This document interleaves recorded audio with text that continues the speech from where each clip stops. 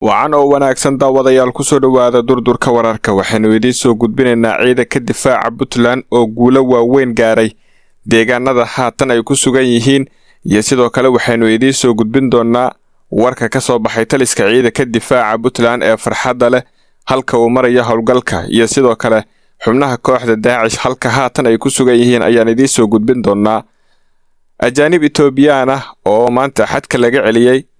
halkay u socdeen iyo sidoo kale waxaanu idin soo gudbin doonaa ajaanibtan goobta markaasi laga qabtay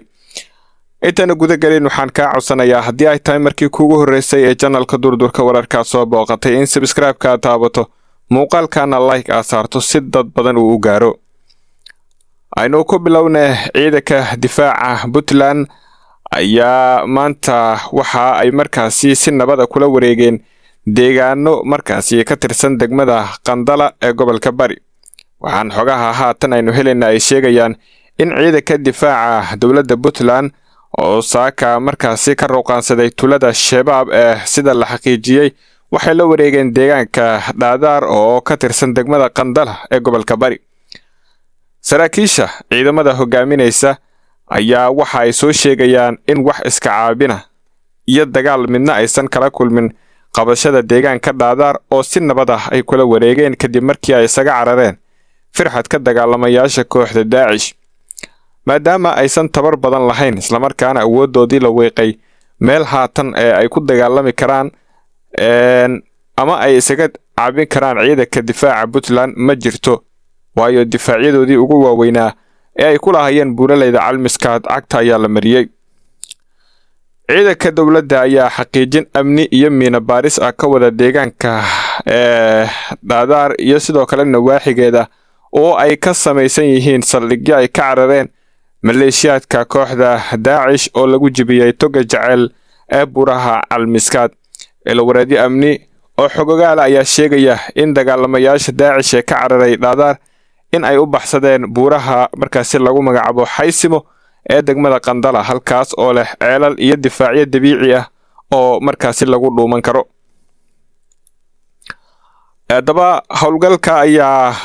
waxa wali uu ku socdaa si xawli ah waxaana ciidanka maalin walba ay haatan la wareegayaan deegaano horle oo horay ay saldhigyo ugu lahaayeen kooxda Daacish xil iyagoo meelaha qaarna ku dagaalamaya meelaha markaasi qaarkoodna isaga cararay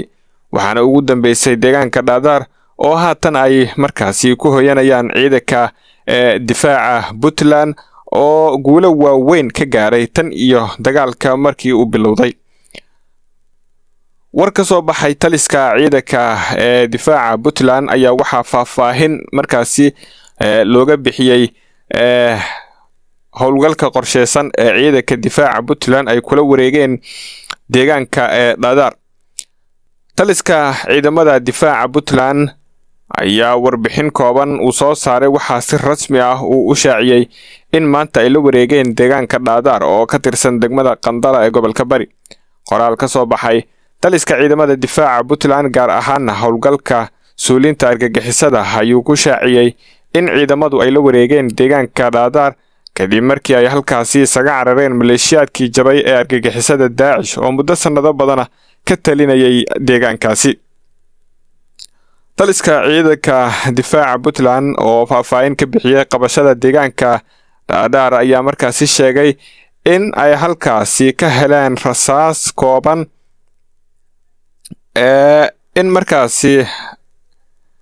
ay ka heleen rasaas iyo agabyo kale oo ay ku jiraan daawooyin iyo cunto qalalan kuwaas oo ay ka carareen firxadka Daacish ciidanka waxa ay gudaha u galeen Dhaadar waxa la qabtay rasaas kooban daawooyin agab caafimaad iyo cunto qalalan oo ay ka carareen argagixisada Daacish waxay howlgallo amni ka sameeyeen inta u dhaxaysa Dhaadar iyo shabaab ayaa lagu yiri qoraalka ciidamada difaaca ee Puntland dhinaca kale ciidamada Puntland ayaa howlgal ka sameeyay nawaaxiga Xabley iyo Tasjiic oo markaasi waxayna gaareen deegaanada Xalxal iyo sidoo kale Duldareyle kadib markii aagaasi lagu sheegay in xubno ka mid ah firxadka argagixisada oo baxsad ah ay ku dhumaaleysanayaan sida uu tilmaamay taliska ciidanka difaaca ee dawladda Puntland howlgalka oo si baaxad leh ku socda ayaa waxaa ciidanku ay markaasi gaarayaan maalinba maalinta ka dambeysa guulo hor leh xilli shacabka Puntland ay si weyn u garab taagan yihiin ciidanka difaaca Puntland. dhanka calmiska dadka deegaanada miyiga ah qaarkood ayaa markaasi waxay bilaabeen abaabul xilli ay markaasi hubkoodii ay la soo baxeen iyo wax walba ay markaasi heli kareen iyagoona ammaanka deegaanka isha ku haya kuwaas oo markaasi lagu biirin doono sida xogtaan ku hayno ciidanka markaasi dawladda sida la sheegay. dadka deegaanka sababta markaasi ay soo abaabuleen ciidan kale loogu darayo waxay tahay waa midda koobaad in deegaanka ay si fiican u kala yaqaanaan isla markaana loogu talagalay in deegaanada miyiga ah ee degan yihiin haddii ay markaasi arkaan firxadka argagixisada in ay qabtaan isla markaana ay ku wareejiyaan laamaha ammaanka. ciidamadan markaasi macwisleyda ah ee laga askumay buuraleyda calmiskaad ayaa waxa ay xoojin doonaan ciidanka difaaca Puntland xilli ay ka qayb qaadan doonaan sida la qorsheenayo howlgalka gabagabada ku dhow wajigiisa labaad oo haatan markaasi dhowaan la soo afjari doono. dhanka kala baydh warkay naga soo gaaraya waxay sheegayaan xilli ay dawladda Puntland horey u mamnuucday in wax ajaanib ah aysan soo geli karin deegaanadeeda ayaa Itoobiyaan raxan u socda waxa markaasi lagu arkay deegaanka kala baydh sida ay soo tabiyeen dadka deegaanka kuwaas oo ku wajahnaa magaalada Boosaaso ee xarunta gobolka Bari. taliska booliiska ee Puntland waxa markaasi ay shaaciyeen ama ay xaqiijiyeen in Itoobiyaanka lagu arkay deegaankaasi kala baydh dib loogu celiyay dalkoodii ay ka yimaadeen waxaana ciidanka ay u sheegeen in aan markaasi la ogolayn in ay gudaha u galaan deegaanada Puntland isla markaana dib ay ugu laabtaan dalkii ay markaasi ka yimaadeen. Puntland ayaa ka dhabaysay amarkeedii ahaa in haba yaraatee wax ajaanib ah aysan soo geli karin deegaanada Puntland waxaana markii ugu horeysay haatan dhaqan galay amarka ka soo baxay dawladda Puntland kaasoo ahaa in ajaanibta la mamnuuco oo aysan soo geli karin deegaanadeeda waxaana haatan dadka deegaanka ay qayb ka qaadanayaan ammaanka xilli ay soo tabiyeen in ay arkeen Itoobiyaan raxan u socdo oo ka soo gudbaya kala baydh waana midda sababtay in ciidanku ay markiiba ka warhelaan dibna ugu celiyaan halkii ay ka yimaadeen oo loo diido in ay gudaha u galaan deegaanada Puntland. Puntland waxa ay wada olole xoogan oo deegaanada ay ku sugan yihiin argagixisada Daacish looga ciribtirayo waxaana haatan socda dhamaadka wajigii labaad ee howlgalka Hilla kaas oo Puntland ilaa haatan ay gaadhay guulo waaweyn oo markaasi la taaban karo.